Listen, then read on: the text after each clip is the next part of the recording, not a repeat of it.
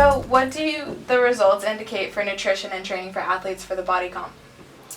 So we use those measurements because if you just look at weight on a scale, you don't know the composition of that weight, how much is muscle and how much is body fat. So when we take these measurements, we're able to see how much fat an athlete has, how much muscle they have, and then we can make adjustments in terms of their training and their nutrition.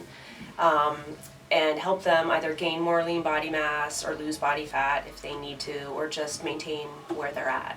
Great. So do body comp results matter more for some sports rather than others? I think they do in those sports where you have to move your body through space and time. There's definitely a relationship between your performance and being able to do gymnastics, for example, or pole vaulting. So the stronger you are and the less body fat you have, the less you have to move through space. And so it's going to make it easier. You're going to be less prone to injury.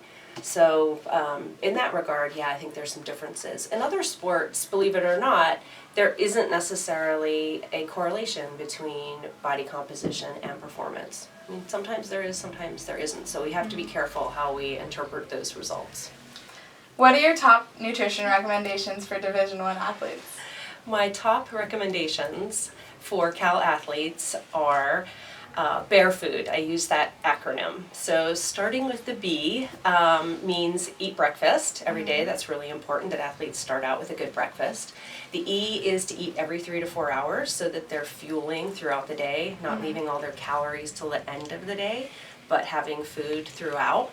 A is adequate whole grains, so making sure that they're focusing on whole grains, not processed grains, and trying new grains like quinoa and some of the ancient grains that are out there to fuel themselves for performance. R is rainbow of colors. It's really important that athletes have a colorful plate to get all their nutrients in.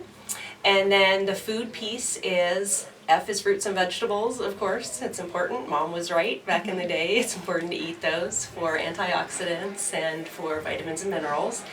O is a focus on organic, and particularly organic proteins, making sure the protein that you have is wholesome and is local and sustainable if at all possible.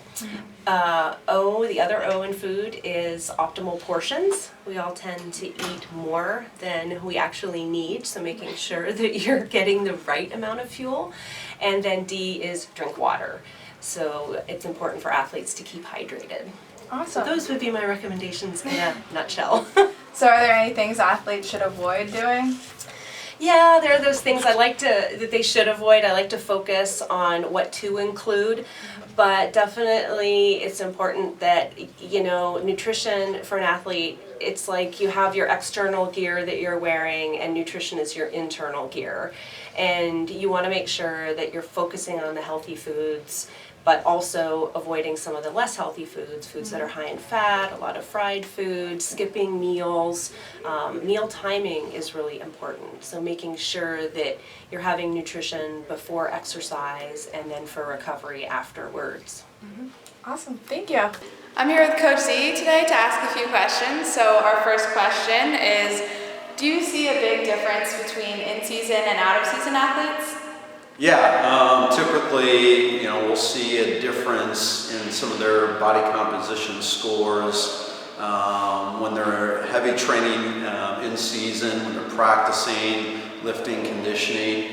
We'll see a trained effect in their body. Their lean body mass will change with all that training. And then out of season, when their regimen is a little bit less structured, again, you'll see some changes. Tend to be a little bit of a decrease in lean body mass and things like that, so yeah. Cool. Well, how do you relate using the bod pod to training? What do you use for building the athlete's workouts? Right, so I'm in contact with the nutritionist, Suzanne Nelson, and we take the teams and we'll do their body composition. We'll take them through that maybe 3 times a year and look at their scores throughout those 3 points during the year, comparing those results. So we're looking at heavy periods of training with me in the weight room and conditioning, and then preparing them for the season. So We're looking for an ideal body weight that's going to allow them to compete well, and then increasing the lean body mass so that they can perform at a high level. Awesome. Thank you so much for joining us. You're welcome. Thanks for joining us for another episode of Bear in Mind. Make sure to tune in next week to get your down low on what's up and